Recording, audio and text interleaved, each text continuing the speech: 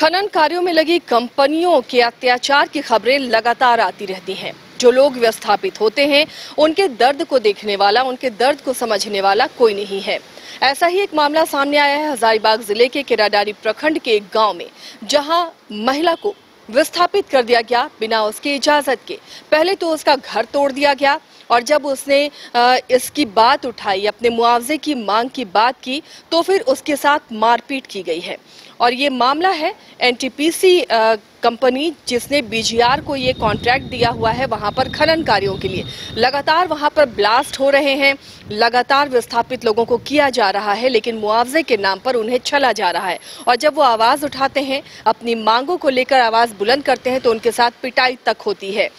हमारी सहयोगी करिश्मा ground zero पर गई और वहां उन्होंने उस पीड़ित महिला से बातचीत की है कि किस तरह का अत्याचार होता है वहां पर। करिश्मा, जब आप गई तो कौन सा वो प्रखंड था, कौन सा वो गांव था जहां से बिना इजाजत विस्थापित कर दिया गया और सवाल पूछने पर, मुआवजा मांगने पर अत्याचार की खबर आई? जी आसिया, हजारीबाग जिले के केरेडारी प्रखंड के पांडू गांव की ये घटना है।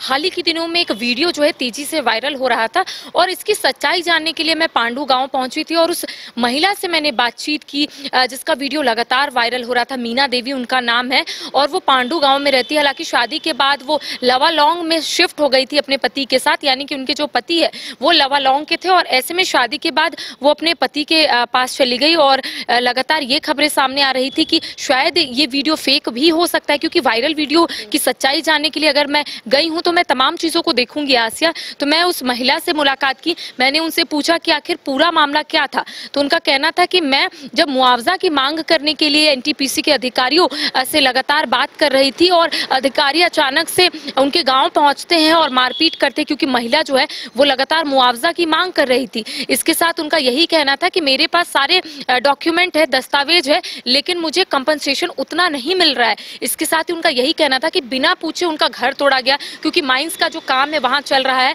एनटीपीसी का भी हम पक्ष जानेंगे, लेकिन पहले अभी सुन लेते हैं कि जिस महिला को पर अत्याचार हुआ है या जिस महिला ने अत्याचार का आरोप लगाया है, जिसकी पिटाई की है बीजीआर कंपनी के ठेकेदारों ने, बीजीआर कंपनी के अधिकारियों ने और एनटीपीसी की शह पर यह किया गया है, इससे इनकार नहीं किया जा सकता। पहले उस महिला की बात सुनिए। जब करिश्मा उनके पास गई तो उन्होंने क्या बताया, किस तरह उनके साथ अत्याचार हुआ।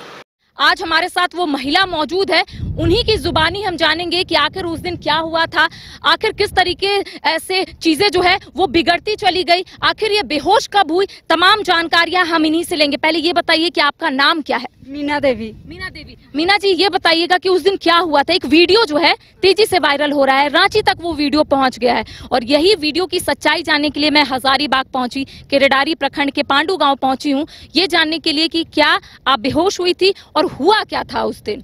हम तो मांगे विस्थापन, नहीं दिया हमको, मार लाते गुप्ता सर मारने लगा, नीरज भी मार। गुप्ता सर कौन है?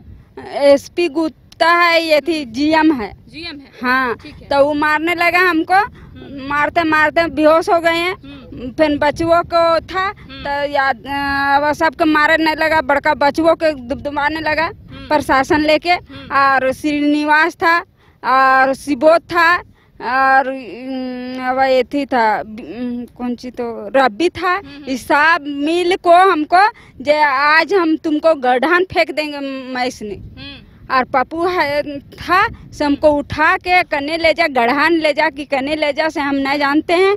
और ये सबसे पूछिए जो यह सब थे। नहीं, पहले ये बताइए कि अधिकारी आपके पास आते हैं और क्या बोलते हैं, उसके बाद क्यों ये मामला जो है वो झड़प में तब्दील हो जाता है? वो कहा जाए इसको ये गांव के नहीं रह रहा है से इसको हम नहीं देंगे, बेटी शामित करते और हम एक लौती बारिश है, एक बाप के एक अकेले हैं। मीना देवी, आपका ऐसे गांव यही है कि और कोई दूसरा गांव है? गांव है, यही गांव। हाँ। तो बोला जा रहा है कि कागजात आपके पास नहीं है इस गांव का? सब चीज है, सब चीज है। हाँ, आधार कार्ड, वोटर वंशावली है, सब चीज है हमको। और जबरदस्ती चेक दिया गया है पति को हम। अच्छा, और जितना बर्तन था सो सब ले गया, खाना पीने वाला सब सामान ले गया। अच्छा, एक बात बताइए कि सच में वो आपको पीटे हैं? क्योंकि जो वीडियो वायरल हुआ है उसमें आप बेहोश हो जाती हैं, पीटते हैं, तो क्या वो जो वीडियो वायरल हो रहा है उसमें सच्चाई है? क्या आपको पीटे हैं? हाँ, सच्चाई, पीटे हैं एसपी गुप्ता। तो आप फिर उसके बाद डॉक्टर के पास गई, डॉक्टर की ओर से क्या कहा गया? वो डॉक्टर कहा जो पानी चढ़ा 2 बोतल और तकर बाद में होश आया और धरना दिए सब गोटा तो दे के और तकर बाद में अभी ठीक नहीं है और अभी दवाई चलते हैं। तो धरना आप लोगों का कब तक जारी था? अभी आप लोग धरने में है या फिर नहीं है? अभी नहीं है। अभी नहीं है। और तकरा बाद में फिर धमकी दे रहा है श्रीनिवास जही झोपड़ी खाली करिए। अब फिर झोपड़ी उजाड़ दिया और हम चल गए फिर दूसरा जगह डेरा खोज के रह रहे हैं। जब मामला सुर्खियों में आया हमने भी पड़ताल की, एनटीपीसी से इसका जवाब मांगा तो एनटीपीसी के अधिकारियों ने कहा कि ये महिला यहाँ की नहीं है, यानी कि पांडू गांव की नहीं है जो ये विस्थापन का मुआवजा ये मांग रही है। लेकिन सवाल ये उठता है, ये मान रहे हैं, एनटीपीसी के अधिकारी भी मान रहे हैं कि हाँ ये अपने माता पिता की इकलौती संतान थी और यहाँ थी, लेकिन शादी से पहले थी, शादी के बाद ये लावालौंग के निवासी हैं। लेकिन क्या ये जो तर्क है ये उचित है? आप खुद सोच सकते हैं क्या कह रहे हैं अब अधिकारी। जी देखिए, जब मैं एनटीपीसी के जो एजीएम है एसपी गुप्ता उनके पास मैं पहुंची, मैंने उनसे पूछा कि महिला को क्या आपने पीटा है? तो उनका कहना है मैं महिला को नहीं पीटा हूं। मैंने पूछा मामला क्या है, पहले आप मामला बताइए। तो उनका कहना है कि महिला पांडू गाँव की थी पहले, लेकिन शादी के बाद वो लावालौंग की हो गई। उनके पास जो डॉक्यूमेंट है यानी कि जो आधार कार्ड है अब वो लावालौंग का है, उनके जो 4 बच्चे हैं उनका लावालौंग का है। तो मैंने उनसे पूछा कि जब महिला की शादी होती है तो आधार कार्ड में बदलाव होता है, चेंजेस आता है, लेकिन महिला का घर तो पांडू है। अगर वो इकलौती संतान है तो घर तो उनका पांडू अपना हुआ। इकलौती ना भी हो करिश्मा, लेकिन ये जो भारतीय कानून है ये अधिकार देता है कि संपत्ति में आपकी हिस्सेदारी है, भले आप महिला क्यों नहीं है, और वो तो इकलौती संतान है तो पूरी संपत्ति उनकी है। जी देखिए, यहाँ पर जो लिखा हुआ है पहले मैं उसको बता देती हूँ वहाँ से। यहाँ पर एनटीपीसी की ओर से जो डॉक्यूमेंट्स मुझे मिले हैं जो उन्होंने प्रोवाइड किया है उसमें एकदम स्पष्ट रूप से लिखा हुआ है कि Meena Devi daughter of late Shivcharan Prajapati from village Pandu married to mister Amresh Prajapati from Lawalong.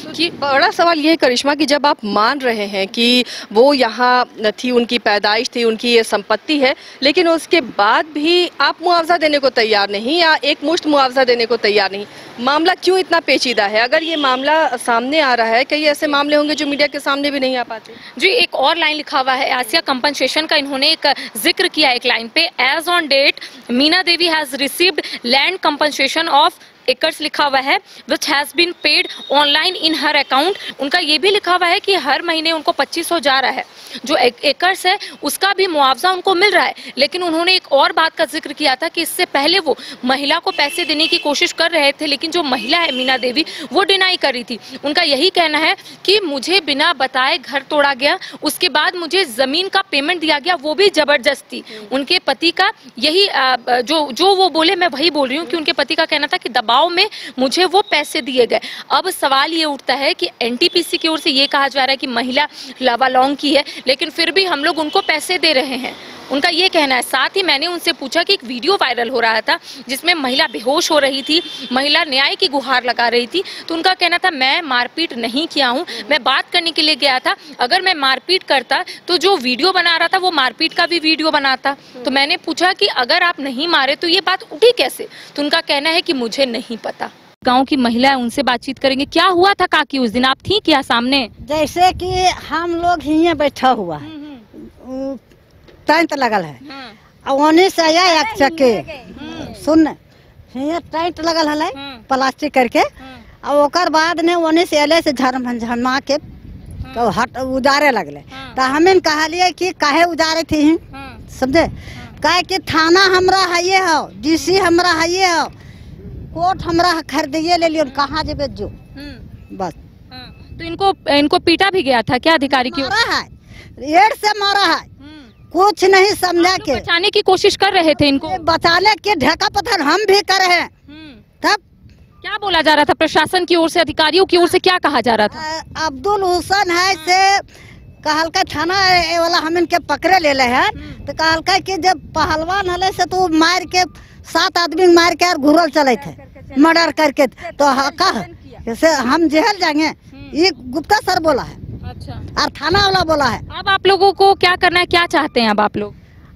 हम सरकार के हम हिये महसूल दिए हैं, तो हमरा सरकार घर दिए और जगह दिए, आनंद दिए। क्या हुआ था उस दिन? आपकी मम्मी सामने थी, बात करी थी अधिकारियों की ओर से, अचानक क्या होता है? अचानक अरे मतलब हो रहा था ना, पीटने लगे और एफसी गुप्ता आए मारे लगे और नीरज सर थे वो भी मारे हैं और एक वो शिवोत प्रजापति है वही भी मार दिए थे और सभी बर्तन लेके यहाँ से चले गए थे टेम ऑफिस। काकी उस दिन क्या हुआ था? आप मौजूद थी जब अधिकारी यहाँ पर पहुँचे थे? हाँ ये सामने हुआ उसको साथे मार के हुए परा दिया, अभियान बैठल है में और वो गुप्ता सर ऐसे भाग गया मारपीट करके पुलिस लेके चल गया। गुप्ता जी तो बोल रहे हैं कि वो नहीं मारे हैं। ना गुप्ता जी जब जबरदस्ती मार पुलिस से मरा के यार चारों बगल से घूर के यार चल गया। जो अधिकारी है, जो गुप्ता का आप नाम ले रहे हैं, उनका कहना है, एसपी गुप्ता का, उनका कहना है कि आप लोगों के पास कागजात नहीं है, आप लोगों के पास वो डॉक्यूमेंट नहीं है, दूसरे गांव का डॉक्यूमेंट है, इसलिए वो मुआवजा नहीं दे रहे हैं। भैया तो मेरा विस्थापन हम क्यों दिया? मेरा जमीन का पैसा, पेमेंट का पैसा हम यहाँ का नहीं है तो पेमेंट नहीं देना चाहिए मीना देवी को। इसके पास प्रूफ है, आधार है, वंशावली है, जमीन का पैसा मिल गया है। हाँ, जमीन का पैसा मिला हुआ है। विस्थापन के चलते माने ऐसा हो रहा है, मीना देवी के साथ लड़ाई हो रहा है। कोई भी सरकारी नीति ये कहीं भी अलाउ नहीं करता है कि आप विस्थापित को उठा करके फेंक दीजिए। पहले पुनर्स्थापित करना है, फिर विस्थापित करना है, ये सरकार का मंशा रहता है। अभी जो मामला हम लोगों के सामने आया है कि बिना घर का भुगतान किए हुए तोड़ दिया गया, उसके बाद जब दबाव बना तब महिला जो है वो टेंट लगा करके वहां रहने लग गई क्योंकि उसके पास कोई दूसरा साधन नहीं था रहने का। उस टेंट में भी भगा दिया गया, मारपीट किया गया। महिला ने थाना में आवेदन दिया, थाना में केस नहीं किया गया। आवेदन की प्रति मेरे पास है, ये केरेडारी थाना का रिसीविंग भी है 23/5/2024 को, और ये मारपीट और छेड़खानी से संबंधित केस है, लेकिन पुलिस ने इस केस को रिकॉर्ड करने का भी जरूरत नहीं समझा। अब परेशानी देखिए कि बिना पैसा दिए हुए मेरा घर तोड़ दिया जाता है, हम टेंट लगा के बगल में रहते हैं तो टेंट को उजाड़ दिया जाता है, मारा पीटा जाता है और उसके बाद पुलिस केस नहीं लेती है। आपकी ओर से क्या कुछ स्टैंड लिए जाएंगे? हम लोग तो इस मामले को मानवाधिकार आयोग में लिखेंगे। अभी सबसे पहला काम, चूंकि मानवाधिकार का वायलेशन हुआ है, उस पर हम लोग लिखेंगे। अभी हम लोग बात भी करेंगे लोगों से कि एफआईआर क्यों नहीं इंस्टीट्यूट हुआ। अगर एफआईआर में, बल्कि और दादागिरी आप देखिए कि इस पे नहीं हुआ है केस, लेकिन जो महिला, जो यहाँ पर गरीब महिला थी, उसके ऊपर में पुलिस ने केस रजिस्टर कर लिया है। तो आप देख सकते हैं कि किस तरीके से भयादोहन यहाँ पर किया जा रहा है और जिला प्रशासन को के नाक के नीचे ये काम हो रहा है। हम लोग रिस्पॉन्सिबल जनप्रतिनिधि हैं, इस प्रकार का काम नहीं होने देंगे। और यहाँ पर अगर आपको एक्विजिशन करना है, आप करिए, नियम कानून से करिए, हम बाधक नहीं है उसमें, हम बाधा डाल भी नहीं सकते क्योंकि भारत सरकार और राज्य सरकार का मामला है। लेकिन आप किसी को सता के, किसी को डरा करके, किसी को जबरदस्ती करके, मैं आपको अभी कमिटमेंट करता हूं कि 4 तारीख को अगर रिजल्ट आ गया और मैं अगर यहाँ का सांसद रहा तो इस पूरे जिले में कोई जबरदस्ती नहीं होगा। तो एनटीपीसी के अधिकारियों ने कैमरा के सामने कुछ भी बोलने से तो इनकार किया, लेकिन जो करिश्मा से बातचीत हुई आपने सुना कि उन्होंने क्या क्या कहा है और बाद में उन्होंने वो डॉक्यूमेंट भेजे हैं जैसे करिश्मा पढ़ रही थी कि वो मान रहे हैं कि हाँ इनकी ये पैतृक संपत्ति है लेकिन ये लावालौंग के निवासी हैं। तो कौन सा इंडियन कानून ये कहता है कि आप कहीं भी रहें और आपकी पैतृक संपत्ति जहाँ है उस पर आपका अधिकार नहीं? क्या उस हिसाब से ये उसकी हकदार नहीं बनती है? तो ये कौन सा तर्क दे रहे हैं एनटीपीसी के अधिकारी, कौन सा कुतर्क देकर बीजीआर के अधिकारी अपनी दबंगई दिखाते हैं, ये बड़ा सवाल है। और सिर्फ ये एक जगह का मामला नहीं है, जहां भी विस्थापन होता है, जहां भी इस तरह के खनन वाले मामले आते हैं, वहां पर मुआवजे को लेकर किस तरह विस्थापितों को छला जाता है, ये एक सिर्फ उसकी बानगी है। और ऐसे कई और मामले होंगे। जो ये भी आरोप इनका है कि जो मुआवजे की राशि है, जो आकलन है, जो उनके ज़मीन का वैल्यू है, वो नहीं आंका गया है। इस पर भी करिश्मा ने उनसे बातचीत की है। जी देखिए, मैंने उनसे बातचीत की तो अब उनका कहना था कि मैं बोल नहीं सकता हूँ, मैं ऑथराइज नहीं हूँ। नहीं, जो पीड़िता हैं क्या वो जो उचित मुआवजा होना चाहिए, क्या उससे वो सहमत हैं? उस जी बिल्कुल वो सहमत नहीं है आसिया। अगर वो सहमत रहती तो शायद वो टेंट लगा के धरना नहीं देती, क्योंकि यहाँ पर जो एफआईआर उन्होंने किया था थाना में जाकर, वो एफआईआर पहले तो लिया नहीं गया महिला का, ऊपर से महिला के ऊपर एफआईआर कर दिया गया। उसके बाद जो धारा लगाया गया है उसके अंतर्गत ये बताया जा रहा है उसमें कि सरकारी काम में में महिला ने बाधा डाला है। तो उनका कहना है कि महिला को हमने समझाया था लेकिन वो टेंट लगाकर वहीं पर थी। तो मैंने उनसे पूछा कि महिला तो लगातार वो अपना तर्क दे रही हैं, वो ये बता रही कि उनको परेशानी हो रही है, वो लवालौंग शादी के बाद रह रही हैं, उससे पहले तो वो अपने माता पिता के साथ यहीं रहती थी पांडू गांव में। तो उनका कहना था कि आप देखिए आधार कार्ड में पहले था लवालौंग, उसके बाद जब ये सब हुआ उसके बाद महिला ने चेंज कराया। मैंने बोला कि महिला ने कहीं और जगह तो जाकर चेंज नहीं करवाया, महिला खुद के जगह पर चेंज करवाया। अगर शादी किसी से होती है आसिया, जो महिला होती है वो शिफ्ट करवा लेती है अपना रेसिडेंट, लेकिन अगर महिला को ऐसे लगे कि वापस वो अपने एड्रेस को चेंज करवा सकती हैं तो वो करवा ली। तो उनका कहना था नहीं बात ऐसा नहीं है, लेकिन ये है कि मैंने पैसा दे दिया है और 2500 हर महीने मैं दे रहा हूँ, ये 30 साल तक मैं उन्हें दूंगा। इसके साथ ही उन्होंने कुछ अमाउंट दिखाया था 4 लाख समथिंग आसिया, कुछ एकर्स का वैसे करके निकलता है, एवल्यूट उन्होंने किया, उन्होंने कैलकुलेट किया, उसके बाद उन्होंने निकाला। तो उनका कहना था कि 4 लाख जो इनका बन रहा है वो उनको मिलता रहेगा जब तक एकर्स का वो खत्म नहीं होता है, यानी किश्तों में मुआवजा मिलता रहेगा। लेकिन जो मुआवजा मिल रहा है वो शायद उनकी ज़मीन की वो कीमत नहीं, वो वैल्यू नहीं, वो उस पर भी बात आ रही है। लेकिन बड़ा सवाल ये उठता है कि जिस ज़मीन पर जो मालिक हैं वो जो उनकी ज़मीन है, जो पैतृक उनका घर था या निवास स्थान था या उनकी ज़मीन थी, आप बिना इजाज़त उसे ऑक्युपाई कैसे कर सकते हैं? आप कैसे किसी को विस्थापित कर सकते हैं बिना उसकी सहमति के?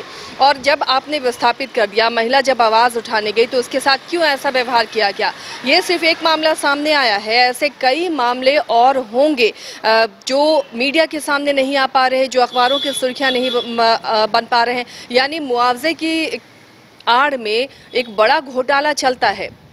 जो विस्थापित हैं वो हमेशा चले जाते हैं, उनकी ज़मीन पर बिना उनकी अनुमति के ज़बरन कब्जा किया जाता है, और जब मुआवजे की बारी आती है तो बिचौलिए खड़े हो जाते हैं, दलाल खड़े हो जाते हैं, जो कंपनी के ठेकेदार हैं, कंपनी के अधिकारी हैं, उनके साठगांठ के बिना ऐसा मुमकिन नहीं है। भले ही ऑनलाइन व्यवस्था कर दी गई हो, लेकिन आप किस तरह ज़मीन का वैल्यूएशन करते हैं, कैसे बिना सहमति के किसी को विस्थापित कर देते हैं, और आवाज़ उठाने पर किस तरह आवाज़ उनकी दबाई जाती है। महिला लगातार अपनी शिकायत लेकर थाने भी पहुंच रही है, लेकिन महिला की शिकायत थाने में नहीं ली गई, दर्ज नहीं की गई। उल्टा जब कंपनियों ने शिकायत करके महिला के ऊपर मामला दर्ज करा दिया है, तो ये कहाँ का इंसाफ है कि आप जमीन भी लें, मुआवजा भी उचित तरीके से ना दें, उस पर अत्याचार भी करें और FIR भी आप ही दर्ज करें। तो ये है खनन कंपनियों की हकीकत, और किस तरह से ये कंपनियां विस्थापितों का शोषण करती हैं, किस तरह से ज़मीनों को लूटती हैं, और लगातार जो डोजरिंग हो रही है, ब्लास्टिंग हो रही है, उससे इलाके में जो दहशत का माहौल है, लोगों के घर दरक रहे हैं, उससे कोई लेना देना नहीं, कोई सरोकार नहीं, बस उन्हें पैसे कमाने हैं और खनन करना है। ये इसकी एक बानगी है और इस पर अब सरकारों को संज्ञान लेना चाहिए। विस्थापितों के हक की आवाज़ भी बुलंद होनी चाहिए। फिलहाल इतना ही, लेकिन आप जुड़े रहिए न्यूज़ बाइस्कोप के साथ। कमाल करते हो जी, बच्चे घूमने की इतनी जिद कर रहे हैं और तुम हो कि तुम्हें फुर्सत ही नहीं मिल रही। अब इतनी गर्मी में जाए तो जाए कहाँ? इस गर्मी में मस्ती और फन का आ गया है परफेक्ट डेस्टिनेशन, वाइल्ड वादी, जहाँ है water park, bird park, flower park, trampoline park, amusement park, 250 feet लंबा, जिप लाइन और क्रिकेट स्टिमुलेशन का खूबसूरत नजारा। वाइल्ड वादी, 10 माइल चौक, रांची। वाइल्ड वादी यानी अनलिमिटेड फन और अनलिमिटेड मस्ती। 26 वर्षों में 17,000 से अधिक डॉक्टर बना चुका बिहार एवं झारखंड के छात्रों एवं अभिभावकों के बीच सर्वाधिक विश्वसनीय एवं लोकप्रिय संस्थान गोल, नेशंस लीडिंग इंस्टीट्यूट। हमारा विश्वास गोल के साथ।